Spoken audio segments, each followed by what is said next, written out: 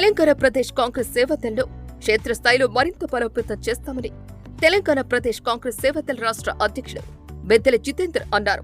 గాంధీ భవన్ లో కాంగ్రెస్ సేవాదళ్ రాష్ట్ర అధ్యక్షులు బెద్దెల జితేందర్ ఆధ్వర్యంలో విస్తృత స్థాయి కార్యవర్గ సమావేశాన్ని నిర్వహించారు.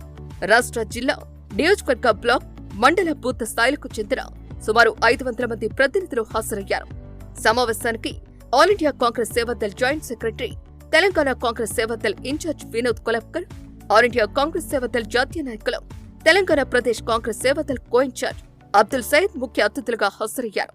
ఈ సందర్భంగా ఆయన మాట్లాడుతూ కాంగ్రెస్ ప్రభుత్వం అమలు చేస్తున్న అభివృద్ధి, సంక్షేమ పథకాలను గ్రామస్థాయి వరకు కాంగ్రెస్ సేవాదళ్ నాయకులు, కార్యకర్తలు ప్రజల్లోకి తీసుకెళ్లాలని పిలుపునిచ్చారు. కార్యకర్తల సేవాభావాన్ని పెంపొందించేందుకు ప్రతి జిల్లాలో 3 రోజుల శిక్షణ శిబిరాలు, మరో 3 రోజుల సహాయక క్యాంపులు నిర్వహించాలని నిర్ణయించారు. దాదాపుగా 3 సంవత్సరాలు కావస్తుంది నేను అధ్యక్ష బాధ్యత తీసుకొని. ఆగస్టు 23, 2023లో బాధ్యత తీసుకున్నప్పుడు మనమంతా ఒక 10 మంది లేకుండా జాగ్రత్త తిప్పికొట్టే 46 మంది లేవు రాష్ట్ర వ్యాప్తంగా. అసలు యాక్టివిటీ లేకుండే. ఈరోజు మనం రాష్ట్ర కమిటీ పూర్తి చేసుకున్నాము, అదేవిధంగా జిల్లా కమిటీ పూర్తి చేసుకున్నాము, నియోజకవర్గ కమిటీ పూర్తి చేసుకున్నాము, బ్లాకులు, మండలాల వరకు వెళ్ళినాము.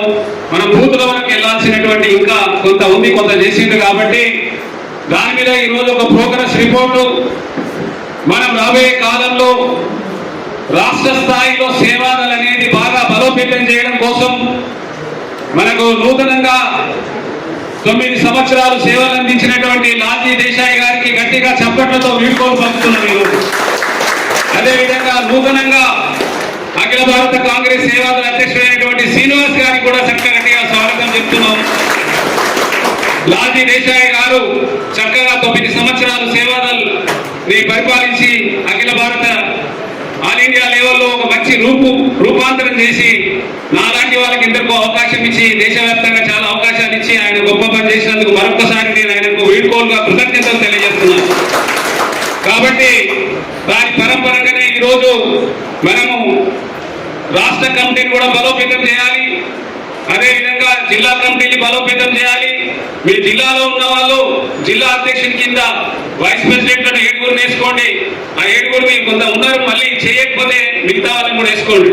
అదేవిధంగా జనరల్ సెక్రటరీలు వేసుకోవాలి. ఇంకా అదేవిధంగా సెక్రటరీలు, జాయింట్ సెక్రటరీ, ట్రెజరరు, అదేవిధంగా కాన్స్టిట్యున్సీ ప్రెసిడెంట్లు, బ్లాక్ ప్రెసిడెంట్లు, మండల్ ప్రెసిడెంట్లు ఎవరైతే బాగా యాక్టివ్గా లేరో, పనిచేయట్లేరో వాళ్ళందరినీ కొంత రీప్లేస్ చేసి, ఎందుకంటే మన దగ్గర కాంగ్రెస్ పార్టీలో ఉన్నటువంటి ఒక వింగ్ అనేది మనది కాబట్టి దాని విషయం కొంత ఒక 2 నిమిషాలు చెప్తాం. మన పార్టీ అనేది ఒక 4-5 విభాగాలుగా పనిచేస్తున్నది. మొదట పార్టీ తర్వాత ఫ్రంటల్ ఆర్గనైజేషన్. ఫ్రంటల్ ఆర్గనైజేషన్స్ అంటే ఏంటి?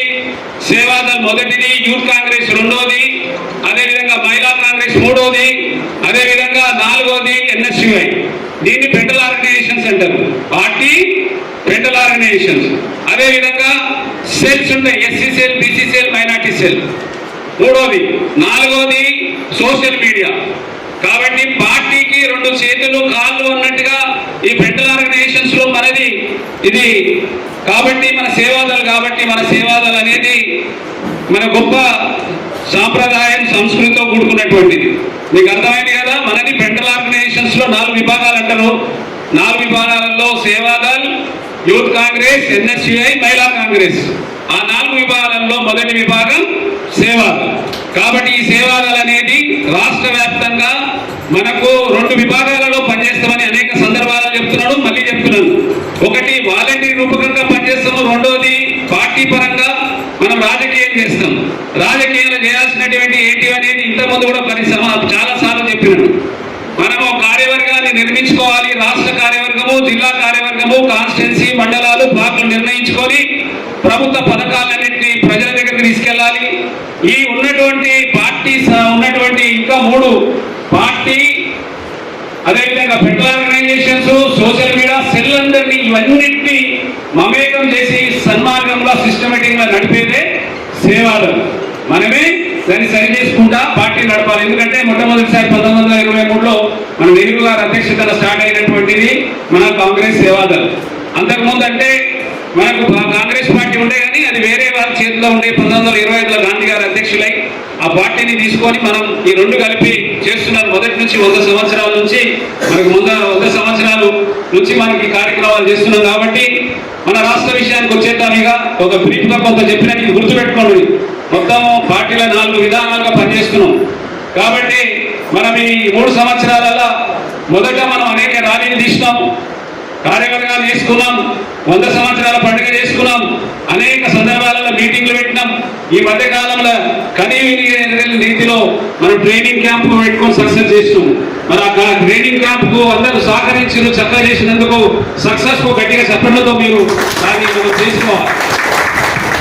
అదేవిధంగా ఇప్పుడు ఈరోజు ఉన్నటువంటి రెండోది మనకు శిక్షణ తరగతులు. రాష్ట్ర స్థాయిలో సామర్థ్య క్యాంప్ అనేది 6 రోజులు ఉంటుంది, జిల్లా స్థాయిలో 3 రోజులు ఉంటుంది.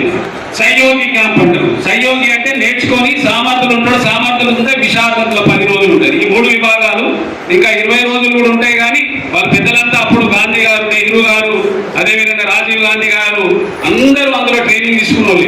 కాబట్టి మీరు జిల్లాలలో 3 రోజుల క్యాంపులు అనేది పెట్టడం కోసం ఈ రోజు ఒక తీర్మానం చేస్తున్నాం.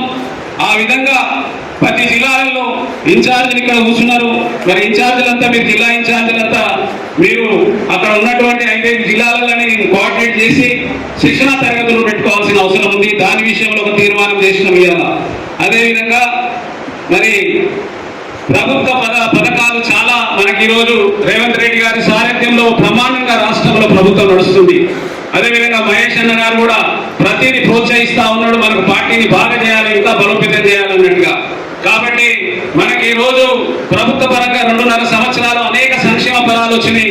ఆ ఫలాల పరంగా కూడా ప్రతి సేవలు కార్యకర్తలు ఎవరైతే అర్హులు ఉంటారో వాళ్ళ కోసం జిల్లా అధ్యక్షులు, ఇన్ఛార్జీలు, మంత్రులు, ఎమ్మెల్యేల దగ్గరికి పోయి వాళ్ళ వాళ్ళకు ఉన్నటువంటి అవసరాలు తీర్చడానికి పనిచేయాల్సిందిగా ఒక తీర్మానం తీసుకొచ్చినాం.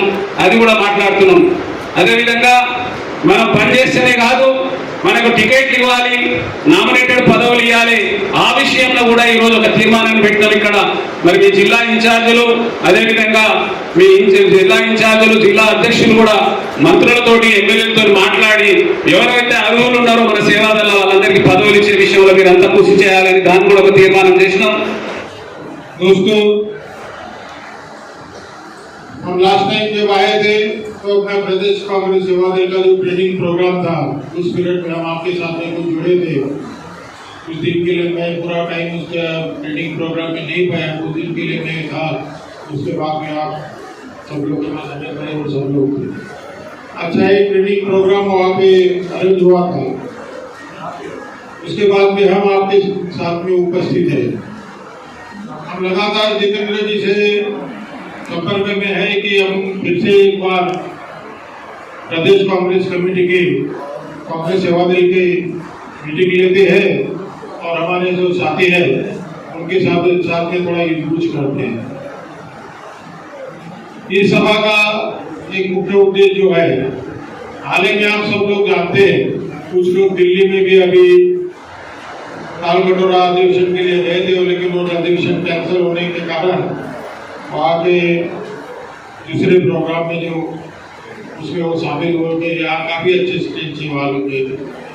आप लोग सब जानते हैं कि 8 साल की प्रदीर्घ कालावधि के बाद में हमारे जो राष्ट्रीय अध्यक्ष थे लालजी भाई देसाई, उनको दूसरा पदभार देने के कारण सेवादल के नए नियुक्त जो ऑल इंडिया के जो अध्यक्ष है अध्यक्ष का पदभार श्री श्रीनिवास जी ने संभाला हुआ है। श्रीनिवास जी एक ऐसे व्यक्तित्व है जो कर्नाटक से आते हैं, जिन्होंने इसके पहले भी यूथ कांग्रेस की कमान बहुत अच्छी तरह से संभाली है और पूरे इंडिया में यूथ कांग्रेस का उनके नेतृत्व में बहुत बड़ा नाम हो चुका है। स्वाभाविक है कि जब नेतृत्व बदल होता है, नए नेतृत्व का हम लोगों से, ऑर्गेनाइजेशन से कुछ बहुत सारी अपेक्षाएं होती है। जो ऑर्गेनाइजेशन उनके पदभार लेते टाइम था, उससे भी और अच्छा ऑर्गेनाइजेशन स्टेट में खड़ा हो, ऑल इंडिया में खड़ा हो, हर एक स्टेट में खड़ा हो, ऑल इंडिया में खड़ा हो, ये स्वाभाविक उनकी संकल्पना उनकी इच्छा स्वाभाविक है।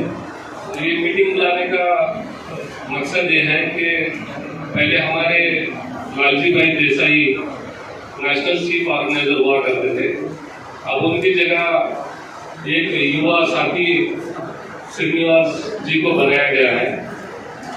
अब हम पहले थोड़ा स्लो काम करते थे, अब कहीं ना कहीं हमको भी स्पीड पकड़ना है, जैसे यूथ कांग्रेस भागता है ऐसे। तो हम लोगों को भी ऊपर से इंस्ट्रक्शन है कि आप अपने अपने प्रभार स्टेट में जाएं और वहाँ के डिस्ट्रिक्ट कमेटियों का और ब्लॉक लेवल तक का कमेटियों को फुलफिल करें। हम लोग आपसे यही चाहते हैं और आपसे यही रिक्वेस्ट करते हैं कि कोई भी दिलों में भेदभाव ना रखते हुए सब मिलके एक साथ कांग्रेस पार्टी को मजबूत करने के लिए, सेवा दल को मजबूत करने के लिए हम लोग आगे बढ़ेंगे। हम सब लोग अपने अपने घरों को छोड़कर इसलिए आते हैं कि हमें कहीं ना कहीं एक सेवा का मौका मिला है, पार्टी के साथ जुड़े हैं, लोगों से जुड़े हैं, जो लोगों की तकलीफ है। जैसे तेलंगाना में हम लोग कांग्रेस गवर्नमेंट रहने की वजह से 6 स्कीमें दे रहे हैं, 6 स्कीमें लोगों तक पहुंचे, ये इस पे हमको भी काम करना है। कहाँ लोगों को दिक्कत आ रही है, इस पे काम करना है। और हमारा मेन फोकस यही है, हम प्रभारी होने के नाते ये कह रहे हैं कि आप सभी जिला अध्यक्षों से हमारा रिक्वेस्ट है कि आप पूरा कमेटी को फॉर्म करिए। और बहुत सारे लोगों का एक कंप्लेंट है कि सरकार रहने के बाद भी हमें नॉमिनेशन में कहीं मौका नहीं मिल रहा है। ये चीज तो मैं भी समझता हूँ, हमारे स्टेट में भी यही हालत है। और हमारा रिक्वेस्ट है गौतम जी से कि आप थोड़ा प्रेशर करें पीसीसी प्रेसिडेंट से कि आप कहीं ना कहीं मौका दें सेवा दल वालों को। यूथ कांग्रेस को अपने एक अलग कोटे में दिया जाता है, महिला को एक अलग कोटे में दिया जाता है। तो इसी तरह सेवा दल के लिए हमारा आपसे बहुत निवेदन है कि आप मौका दें। जितेंद्र जी के लिए आप बोले, बहुत साथी इलेक्शन में बहुत मेहनत करके सरकार में मदद करके सरकार आई है, तो हमारा यही एक मानना है। और मेरा फोकस सिर्फ ये है कि हम लोग आपके साथ जुड़े रहें। बाकी सरकार में क्या करेंगे ये गोविंद जी करेंगे। हमारा फोकस है कि संगठन को बनाए रखे, कोई भेदभाव ना हो, कोई झगड़े नहीं, किसी के दिल में किसी के लिए भी कपट ना हो। हम सब इंसान हैं, पहले मानवता पे बात करेंगे और सब इंसान बन के पहले हम मदद करने की उम्मीद से आएंगे, झगड़ने की उम्मीद से नहीं। हम सब लोग एक हैं।